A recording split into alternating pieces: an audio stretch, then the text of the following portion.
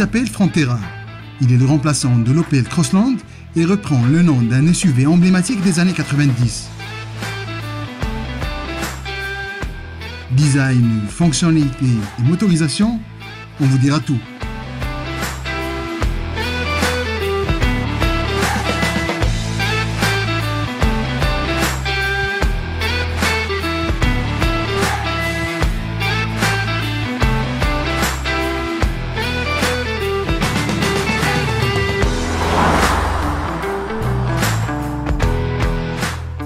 C'est le gabarit du Frontera qui saute aux yeux en premier. Il mesure 4,38 m de long, c'est 17 cm de plus que le Crossland qu'il remplace. Dans la gamme Opel, il vient donc se positionner entre le Mokka, 4,15 m, et le nouveau Grandland, 4,65 m. Visuellement, on retrouve tous les attributs d'un SUV. Arche de roue en plastique noir, barre de toit et arrière élargie qui se prolonge jusqu'au coffre. À l'avant, il se distingue par le nouvel emblème Opel et par la grande calandre appelée Visor, et il intègre des phares un peu à l'image du Corsa. À l'arrière, on retrouve des feux en 2 étages ainsi que le nom du modèle affiché en toutes lettres sur le haillon. Avant de monter à bord, on a été capté par ces sièges bien enveloppants appelés IntelliSeats et qui sont entièrement couverts de tissu recyclé. Ils sont particulièrement étudiés pour offrir le meilleur confort possible. Voilà pourquoi on trouve cette espèce de fente au milieu qui doit, entre autres, alléger le poids sur la colonne vertébrale.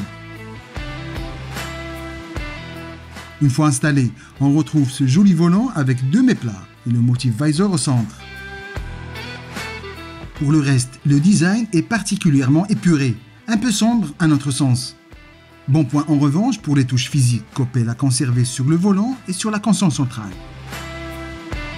Quant à la finition, sobre et bien soignée, elle est digne d'une allemande.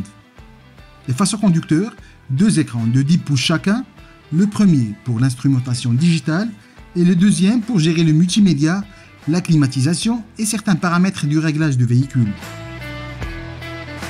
Il est à noter ici que sur les versions d'entrée de gamme, le Frontera ne propose pas d'écran tactile, mais plutôt un support pour smartphone. À bord, Opel a prêté un soin particulier à l'habitabilité. Les passagers aux places arrière vont bénéficier d'un bel espace aux jambes et d'une garde au toit largement suffisante.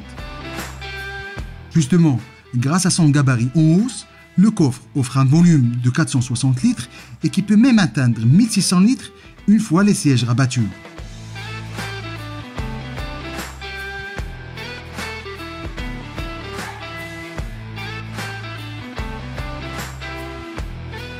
Comme on pouvait s'y attendre, Opel a fait l'impasse sur le diesel. Sous le capot, ce sera un bloc essence à hybridation légère 48 volts avec des puissances de 100 et 136 chevaux, ou alors un bloc électrique de 113 chevaux avec une autonomie annoncée aux environs de 400 km. Au volant, le Frontera s'avère efficace et plaisant à conduire, offrant un très bon compromis confort-tenue de route. Il est nettement plus séduisant que le Crossland qu'il remplace. Il offre un habitacle spacieux et pratique et agréable à vivre.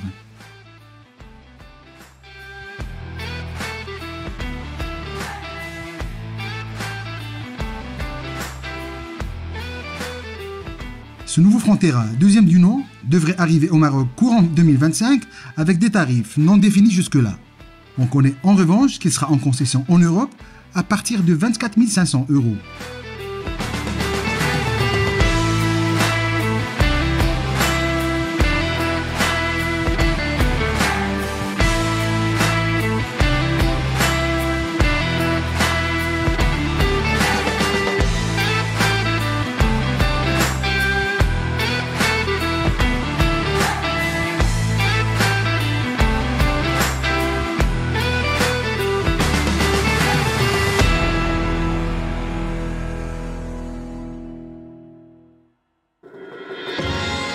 À très vite sur wandeloo.com.